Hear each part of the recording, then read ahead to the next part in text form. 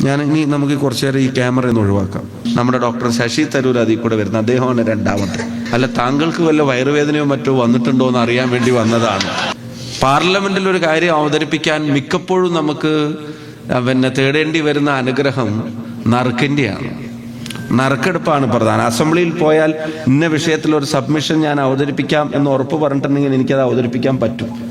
ഇന്ന വിഷയത്തിൽ ഒരു കോളിംഗ് അറ്റൻഷൻ ഉറപ്പായിട്ട് തരാമെന്ന് പറഞ്ഞാൽ അത് വേണമെങ്കിൽ ഉറപ്പായിട്ടും പാർലമെന്ററി പാർട്ടി തീരുമാനിച്ചാൽ നിങ്ങൾക്ക് കിട്ടിയെന്ന് വരും. പക്ഷെ ഒരു വിഷയം പാർലമെന്റിൽ അവതരിപ്പിക്കേണ്ടത് ചോദ്യമാണെങ്കിലും 0 ഓവർ ആണെങ്കിലും പ്രൈവറ്റ് മെമ്പർ ആണെങ്കിലും റെസൊല്യൂഷൻ ആണെങ്കിലും ഒക്കെ നറുക്കെടുപ്പാണ്. ഞാൻ അവിടെ തിരഞ്ഞെടുക്കപ്പെടുന്നത്, ഈ പ്രൈവറ്റ് മെമ്പർ റെസൊല്യൂഷൻ അവതരിപ്പിക്കുന്നത് വെള്ളിയാഴ്ചയാണ്.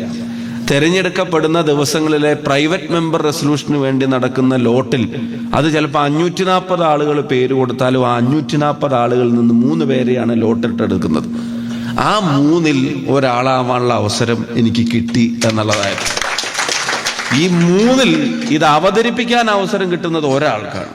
അത് ആദ്യത്തെ നറുക്ക് കിട്ടുന്ന ആൾ. അതിൽ ആദ്യത്തെ നറുക്കും എനിക്ക് തന്നെ കിട്ടി എന്നുള്ളതാണ്.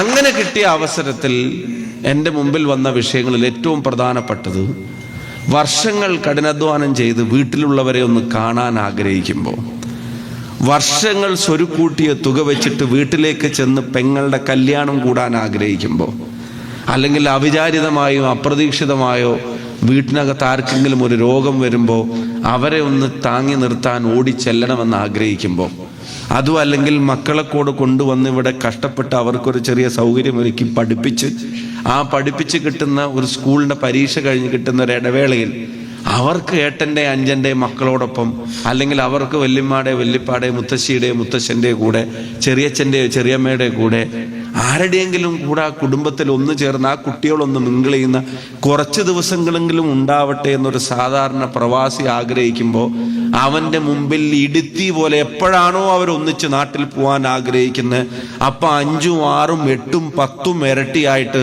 ആ തുക വർദ്ധിപ്പിച്ചിട്ട് ഇത് ഡിമാൻഡ് ഡ്രിവൺ ആണ്, ഇത് മാർക്കറ്റ് ഡ്രിവൺ ആണെന്നുള്ള ഓമന പേരിൽ പ്രവാസികളെ കൊള്ളയടിക്കുന്ന സംവിധാനങ്ങൾക്കെതിരെ തന്നെ ആയിരിക്കണം ആ ശബ്ദം പാർലമെന്റിൽ വരേണ്ടത് എന്നുള്ള ഒരാഗ്രഹം മനസ്സിൽ വെച്ചിട്ടാണ് ഈ പ്രൈവറ്റ് മെമ്പർ റെസൊല്യൂഷൻ അവതരിപ്പിച്ചത്.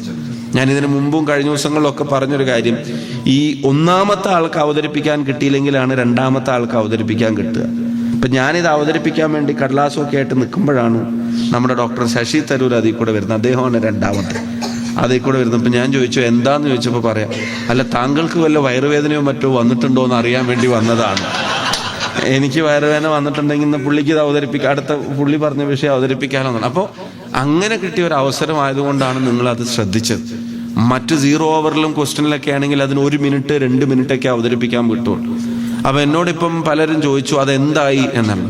ഞാൻ പറയാം, അതൊരു ഓവർനൈറ്റ് ഒറ്റ രാത്രി കൊണ്ട് നേരെ ഇരുട്ടി വിളിക്കുമ്പോഴത്തേക്കും തീരുമാനമാകാവുന്ന ഒന്നല്ല എന്ന് അറിഞ്ഞിട്ട് തന്നെയാണ് ആ വിഷയത്തിൻ്റെ പുറകെ കൂടിയിട്ടുള്ളത്. ഞാൻ ഉറച്ചു വിശ്വസിക്കുന്നു അതിൻ്റെ മേലെയുള്ള സമ്മർദ്ദം അത് വർദ്ധിച്ചു കൊണ്ടിരിക്കുന്നുണ്ട്. മിനിസ്ട്രിയുടെ മേലെ, എയർലൈനുകളുടെ മേലെ. അതിൻ്റെ ശേഷം 5 യോഗങ്ങളുണ്ടായിരുന്നു. 3 തവണ മിനിസ്റ്ററെ, അതിൻ്റെ ശേഷം ഉണ്ടാവുന്ന ഡെവലപ്മെൻറ്റുകൾ, ഓരോ തവണ പ്രൈസിൽ ഈ പറയുന്ന ഇനോമസ് ആയിട്ടുള്ള ഹൈക്ക് വരുമ്പോൾ അതിൻ്റെ കൃത്യമായിട്ടുള്ള സ്ക്രീൻഷോട്ടും അതിൻ്റെ വില നിലവാരം വെച്ച് മിനിസ്റ്ററെ കാണുന്നുണ്ട്.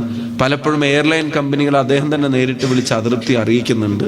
ഇതിനൊരു സിസ്റ്റത്തിൽ കൊണ്ടുവരാനുള്ള ശ്രമങ്ങൾ നടത്തണമെന്ന് ആത്മാർത്ഥമായി ഇപ്പോൾ കാണുന്നൊരു പ്രത്യേകത, സഭയിൽ എല്ലാവരും അത് ആഗ്രഹിക്കുന്നു എന്നുള്ളതാണ്.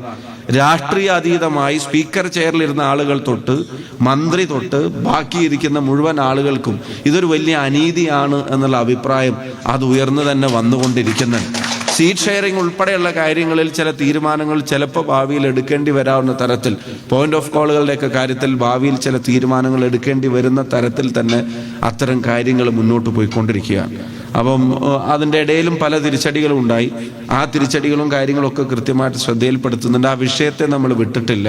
നമ്മുടെ റെസൊല്യൂഷൻ പാർലമെന്റ് ഇതുവരെ ക്ലോസ് ചെയ്തിട്ടില്ല. അതിൻ്റെ തുടർ ചർച്ചകൾ പാർലമെന്റിൽ ഉണ്ടായിരിക്കും. നിങ്ങൾ രേഖപ്പെടുത്തുന്ന ആശങ്കകൾ കൃത്യമായും തീർച്ചയായിട്ടും അവിടെ ഉന്നയിക്കപ്പെടും എന്ന കാര്യത്തിന് സംശയം വേണ്ട. അതുപോലെ തന്നെ പ്രവാസിയുടെ ഭൂമിയുമായി ബന്ധപ്പെട്ട് അടുത്ത കാലത്ത് പ്രചരിക്കപ്പെട്ട ഒരു പ്രധാനപ്പെട്ട കാര്യമാണ് ഭൂമിയുടെ ടാക്സിന്റെ ഇൻഡെക്സേഷന്റെ ആനുകൂല്യങ്ങൾ നാട്ടിൽ ആർക്കാണ് കിട്ടേണ്ടതെന്നുള്ള ചോദ്യത്തിന് ഇന്ത്യയുടെ പൗരന്മാരെന്നതിന് പകരം അവിടെ റെസിഡൻസ്, ഇന്ത്യയിൽ സ്ഥിരതാമസമാക്കിയവർ എന്നത് വന്നത് മൂലം ഈ പറയുന്ന കഷ്ടപ്പാടുകൾക്ക് ഒടുവിൽ മേടിക്കുന്ന ഒരു തുണ്ട് അവസാനം എന്തെങ്കിലും ഒരാവശ്യത്തിനൊന്ന് മാറി വെക്കേണ്ടി വരുമ്പോൾ, അതിൻ്റെ പേരിൽ കൊടുക്കേണ്ടി വരുമ്പോൾ ആ കൊടുക്കുന്ന ടാക്സിൽ നാട്ടിൽ ജീവിക്കുന്നവർക്ക് കിട്ടുന്ന ആനുകൂല്യം പ്രവാസിക്കും നിഷേധിക്കുന്നത്, അത് ആ ഒരു സ്ലാബിലെ വ്യത്യാസം ഒരിക്കലും ന്യായീകരിക്കാൻ കഴിയുന്നതല്ല. അതും ധനകാര്യമന്ത്രി ഉൾപ്പെടെയുള്ള ആളുകളുടെ ശ്രദ്ധയിലേക്ക് കൊണ്ടുവന്നിട്ടുണ്ട്. അവരെ നേരിട്ട് പോയി കണ്ട് ആ അനീതി അങ്ങനെ സംഭവിക്കുന്നത് ശരിയല്ല എന്നുള്ളതും, അത് ഇന്റൻഷനലി ചെയ്യുന്നതാണോ അതല്ല അതൊരു ടെക്നിക്കൽ ഗ്ലിച്ചിന്റെ ഭാഗമായി സംഭവിച്ചു പോകുന്നതാണോ എന്ന് കൃത്യമായി മനസ്സിലാക്കി പ്രതികരണം നടത്തണം എന്നുള്ളത് ബഹുമാനപ്പെട്ട ധനകാര്യമന്ത്രി ഉൾപ്പെടെയുള്ള ആളുകളോട് ഞാൻ ഉൾപ്പെടെയുള്ള നമ്മുടെ MP-മാർ ഒന്നടങ്കം പോയി ആ വിഷയങ്ങൾ ഉന്നയിച്ചിട്ടുണ്ട്.